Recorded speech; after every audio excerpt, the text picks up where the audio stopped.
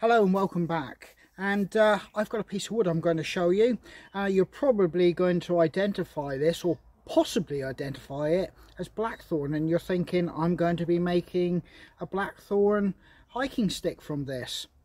Well, you'd be wrong. This is actually hawthorn. It is a sister kind of wood to it. It's a hardwood, extremely hardwood, and it's got a nice light creamy coloured wood. Sometimes it'll go to sort of a very light tan colour, but in general it's a creamy coloured wood, and it works very well with tools. It doesn't, when you're sanding it, it sands nice and even.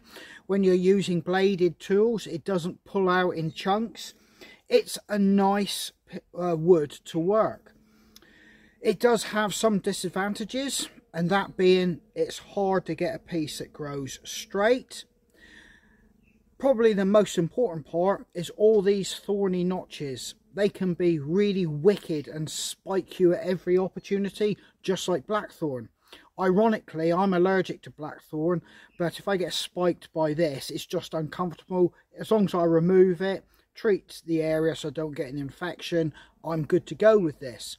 So why is this wood not more widely used? Well, from what I can understand, really, it's down to folklore and superstition. It's considered an unlucky wood, and the fairies and little people of folklore do not like you having this wood to work, and it's considered unlucky all the way round to have, hold, keep and bring indoors. But if you're not of that persuasion and you don't follow those traditions or superstitions, this is a fantastic option or a viable stick making alternative to blackthorn. The bark doesn't produce that blacky purpley sheen when it gets treated. And when I say black, I don't mean like the shillelagh black, which is like that boot polish black. I'm talking like a very mild, shiny, blacky sheen that goes into these purples and dark plum colours. This will produce more of an olive or a very dull grey green colour, but it's still pleasant and nice in its own right.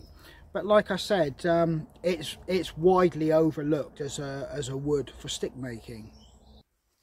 So hawthorn also makes good firewood, and as I've stated, if you can get large enough pieces, a hardwood that is good to make furniture and items like that. Although you're hard pressed to find substantial pieces, because if it's on the moors and places like that, it's wind battered, so it's dwarfed by the environmental conditions. And if it's in the hedgerows and places like that, it's traditionally more often than not been used for cattle enclosures, so it's been kept back, pruned and hedged and maintained in a manner you don't get it at big substantial levels. Pretty much the same as blackthorn down here in Cornwall. There are patches you can find, and you don't have to look too far, but it's not as readily available as other native woods that are allowed to grow to their full potential. So as you can see, it's got this like olive green tint to the bark, and I've got some blackthorn in the hedge. It's been cut back because I maintain my hedge for its view. If I was to let it go for 5 years, it would be pretty much like all my surrounding neighbours' hedges, but I like the view, and I'll just show you so you can kind of get a slight idea of the difference in coloration on the bark. Although this is by no means a hard fast rule, the colours do actually kind of blend with. You can have a blackthorn and a hawthorn together and they'd be quite hard to distinguish in some plants, but in others they're easily identifiable. But I'll let you have a look and you can see the stark contrast in the coloration between blackthorn and hawthorn. So this is a very small blackthorn bush. It's been, you know, maintained by myself to give me the view. I'm looking for a view. You can see how high the neighbour's hedge is, and it took me a good few weeks to get this hedge back and keep it maintained.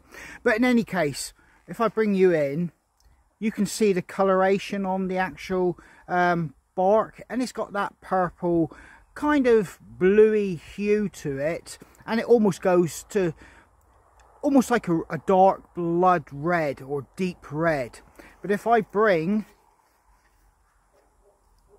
the hawthorn to it, you can see the hawthorn is slightly more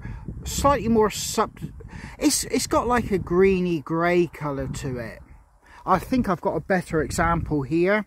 This one here, yes, this is really, you can really tell the difference. If I bring this one up and place the two together, you can kind of see that this one's got more of a grey green dark olive colour compared to the blackthorn. That's not a bad comparison there. You can see the coloration difference. So you can see my hedge, I kind of need to tidy it all up again. I've got holly in amongst it and everything, brambles, but I'm trying to find an example for you. Here we go. Here is some hawthorn leaves, and they're kind of got like fingers, and you can see the thorns there. Here they are. Very nasty indeed. And this is on a small plant, small twigs, because I've taken out the big stuff. But there is some blackthorn in amongst it. There's blackthorn, that's the shape of the leaf. And that's hawthorn. So this actually is a hawthorn tree in pretty much its natural state, and pretty much how they grow if they're not, you know, constricted by environmental conditions or cut back for hedging. This is a bit of scrubland. It's you know, just been left to go back, but you can still see the red berries on it, and the birds love those red berries. But this is how big they can get, and you can see the size of the trunks over there.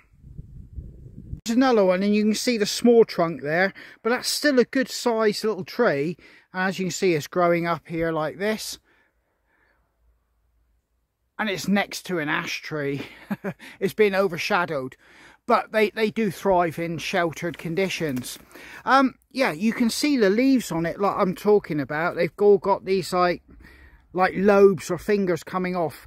Obviously this one's beginning to die back for winter, but yet again you can still see the red berries still attached to the tree. They do get quite sizable. So the flowers, they usually come just before May, but the actual hawthorn is associated with May, and the flowers are predominantly white, but they can go into like a pinkish colour, and that can be from area to area the more prominent colour as well. And yeah, it's got a lot of folklore attached to it, as I've mentioned, and a lot of the pagan religions use or associate hawthorn to them. And on top of that, the Green Man is sometimes depicted with hawthorn leaves surrounding him as well. So there is a lot of ancient folklore surrounding this particular tree. Right then, to get back to the wood as a hiking stick, and if you follow my channel, 99 or 98% of the sticks I make are hiking sticks. I hike, that's my passion, that's what I do, so I make hiking sticks naturally. So yeah, let's get back and have a look at this piece of hawthorn, and let's potentially just inspect what I can do with it. So as you can see, I'm a bit constrained with time. I've got 8 there that I've got to do, and 5 of them are custom and they're needed pretty quick. So this video is obviously turning into a bit of a quick one. But anyway, I've laid it out here, and I can see that I quite like the actual shape of it. It's got a nice little curve, like a semi-curve. It backward curves on itself, but it goes into a reasonably straight shaft all the way to the tip. So I'm liking that. It's got some character. I've already drilled through and I've countersunk out the top bit. But looking down through it, as a hiking stick maker, all these nodes are no good to me. Quite simply because if they get snagged on kit, get caught up, put a tear in your tent or your waterproofs, these are no good to a hiker. So I'm going to take these back, and I'll just do a little bit of the woodworking to it, just to let you see what I'm potentially thinking or where I'm going to take this stick. I'm not taking you on a full build. This video, the whole purpose was to show you basically hawthorn is a viable option to blackthorn if it's more readily available to you and you don't mind the folklore attached to it. And plenty of people don't, because folklore is something you ought to believe in or you don't.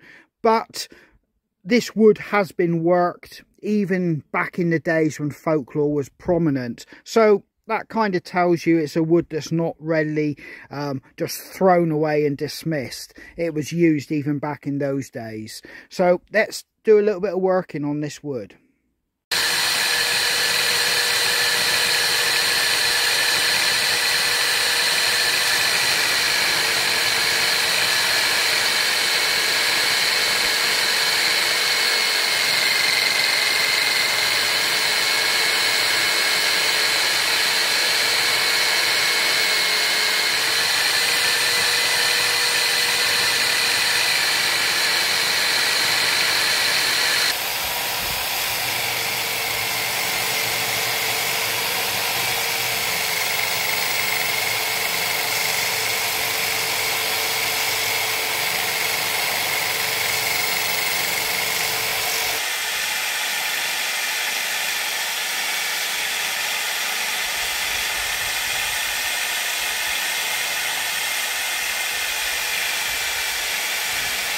Right, off you go, Bracken.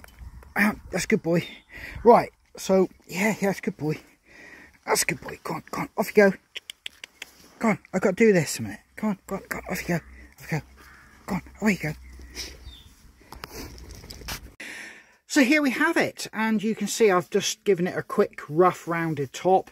I've taken off all the spikes, all the little protrusions, all the big knots that were coming out. And it's now at that point I can finish the sanding by hand and bring it back to the product I want, which is a hiking stick, not a walking stick. If you've got a walking stick, you could leave some of those protrusions and indeed some of the thorns actually on the stick. Some people do that. But if you're a serious hiker or you're going to be hiking off-road, difficult conditions, you do not want to impede yourself with having your stick having anything sharp or anything sticking out. Not only to save your other equipment, like I've already said, tents, waterproofs and things like that, it needs to be functional, because you're going to be going over obstacles, under obstacles, and the stick has to aid you, not be an impediment, or you've got to allow for this stick having those protrusions. So yeah, this still says it was a stick with thorns and things on it, but it's going to be usable as a hiking stick. And I'm going to leave it here, because all this was just to show you blackthorn and hawthorn are pretty much cast from the same vein of stick making. And you can use hawthorn effectively, although it is greatly overlooked. So this is Andy from Folklore Hiking Sticks. Take care, stay safe, and I hope to catch you guys out on the trail.